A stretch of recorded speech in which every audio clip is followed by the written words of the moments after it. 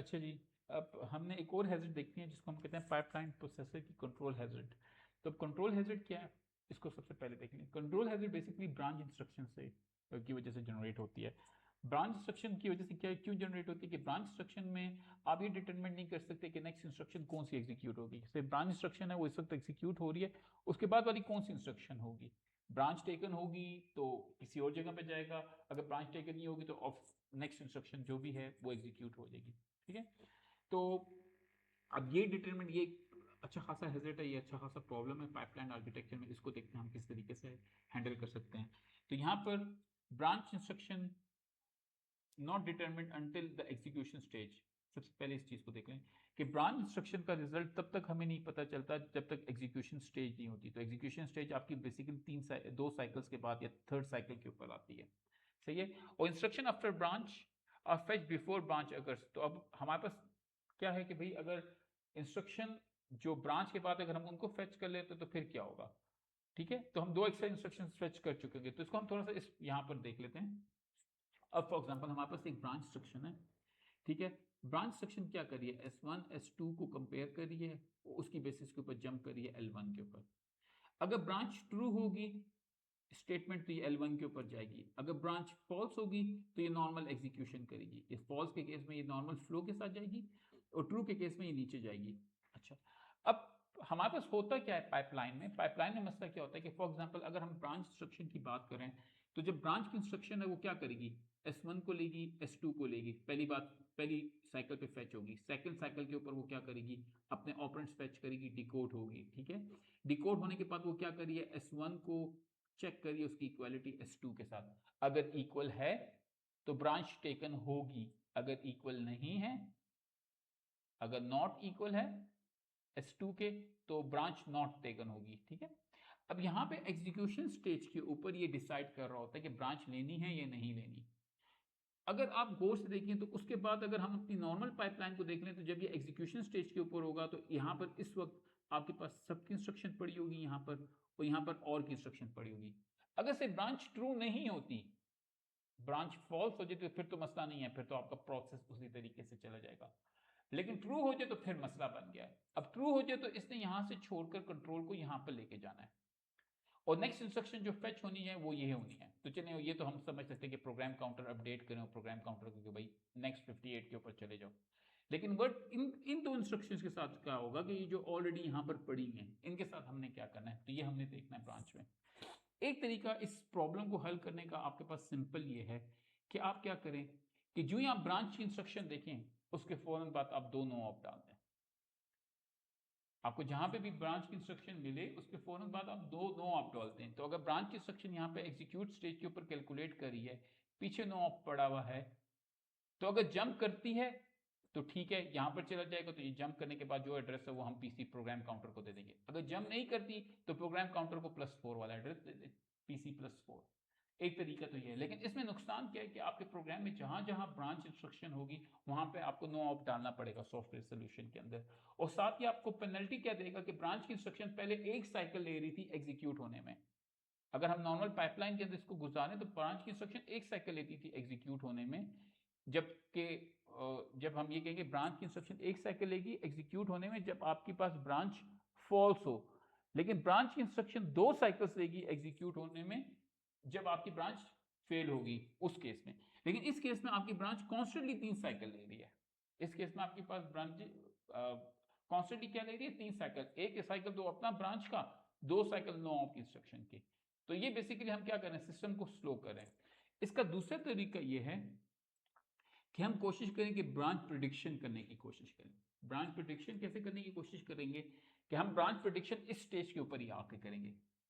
अगर हमारी branch true है तो ठीक है हम नेक्स्ट एड्रेस के ऊपर चले जाएंगे, लेकिन हम जब नेक्स्ट एड्रेस के ऊपर जाएंगे तो ये जो दो इंस्ट्रक्शन ऑलरेडी आई हुई हैं इनको हमें किसी तरीके से अपनी पाइपलाइन के अंदर से निकालना है। इन दोनों इंस्ट्रक्शन को हमने किसी ना किसी तरीके से अपनी पाइपलाइन से निकालना है अगर ब्रांच ट्रू हो जाती है। लेकिन बट इफ के ब्रांच फॉल्स हो जाए तो फिर हमें ये पाइपलाइन से निकालने की जरूरत नहीं है।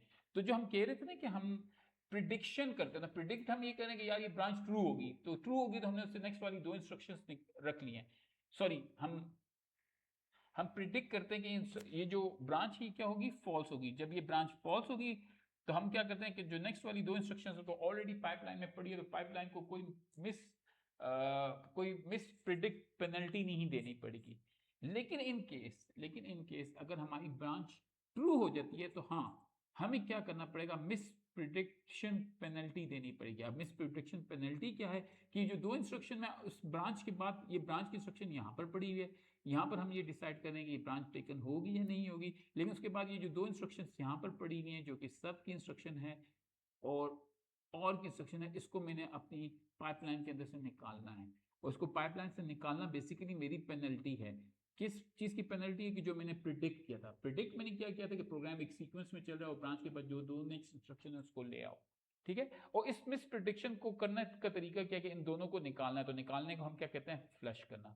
तो हम सिंपली अपनी पाइपलाइन के अंदर क्या करेंगे कि हम फ्लश करेंगे। तो अब फ्लश हम किसकी बेसिस के ऊपर करेंगे, हम फ्लश करेंगे अपनी डिकोड स्टेज को, ठीक है, और हम फ्लश करेंगे अपनी एग्जीक्यूट स्टेज को। यहाँ वो से देखें, जब आपके पास ब्रांच इंस्ट्रक्शन यहाँ पर है और ब्रांच ट्रू हो जाती है तो हमने अपनी डिकोड स्टेज को और हमने अपनी जो फेच स्टेज है उसको फ्लश करना है। इन दोनों को हमने क्या करना है, फ्लश करना है, क्योंकि इनको हमने आगे नहीं जाने देना, इन दोनों इंस्ट्रक्शंस को हमने आगे नहीं जाने देना। और फ्लश किसकी बेसिस के ऊपर होगा, फ्लश बेसिकली अगर आप प्रोग्राम पीसी सोर्स को देखें, पीसी सोर्स की बेसिस पे होगा।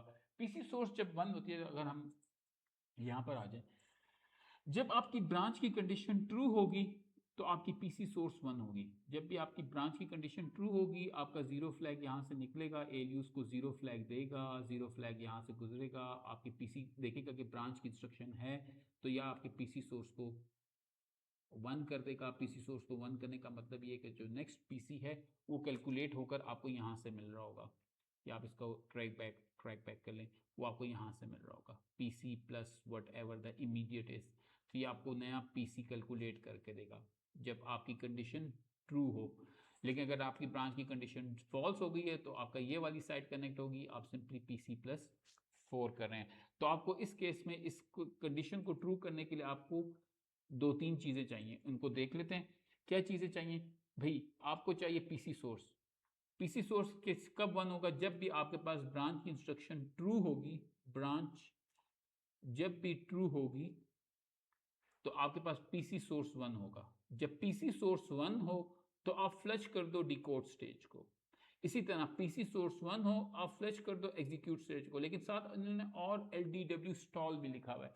ये और एलडीडब्ल्यू स्टॉल लिखने का मकसद ये है कि स्टॉल के केस में भी हम एग्जीक्यूट स्टेज को, लोड वर्ड के केस में भी जैसे कहना चाहिए, हम लोड वर्ड की इंस्ट्रक्शन के केस में भी फ्लश को अपनी एग्जीक्यूट स्टेज को, हम लोड वर्ड की इंस्ट्रक्शन के केस में भी अपनी एग्जीक्यूट स्टेज को फ्लश करते हैं। इसी तरह हम ब्रांच की केस में भी अपनी एग्जीक्यूट स्टेज इंस्ट्रक्शन को,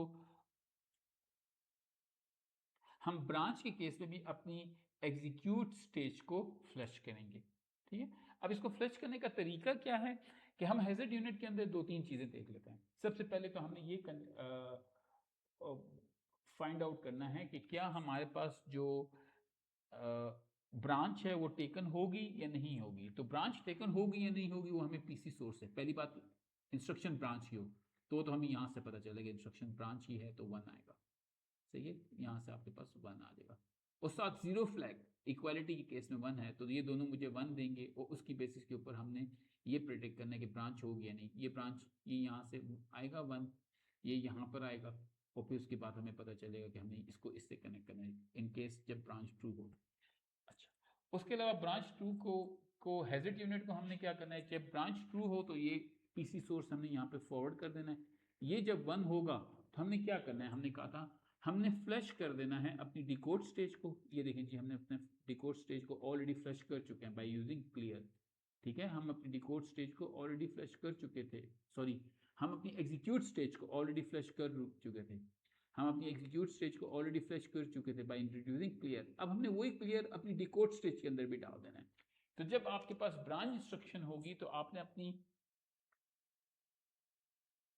एग्जीक्यूशन स्टेज के तमाम रजिस्टर्स को फ्लश करना है, ठीक है, और साथ ही आपने अपनी डिकोड स्टेज के तमाम रजिस्टर्स को फ्लश करना है। इसको फ्लश करने का रीजन ये है कि उसके बाद वाली जो इंस्ट्रक्शन थी उसका जो डेटा यहाँ पर पड़ा हो तो आगे ना जाए। इसको फ्लश करने का रीजन ये है कि इस इंस्ट्रक्शन का जो डेटा यहाँ पे पड़ा हुआ है उसको हम आगे लेके ना जाए। बेसिकली हम 2 साइकिल्स खाली कर रहे हैं, 2 साइकिल्स जाया कर रहे हैं, ठीक है। अब यहाँ पर हमारे पास जो जितनी भी पाइपलाइन थी, पाइपलाइन प्रोसेसर की हैजर्ड्स थी, वो तमाम की तमाम हैजर्ड्स हमने कर ली हैं। ये उसकी शॉर्ट समरी है।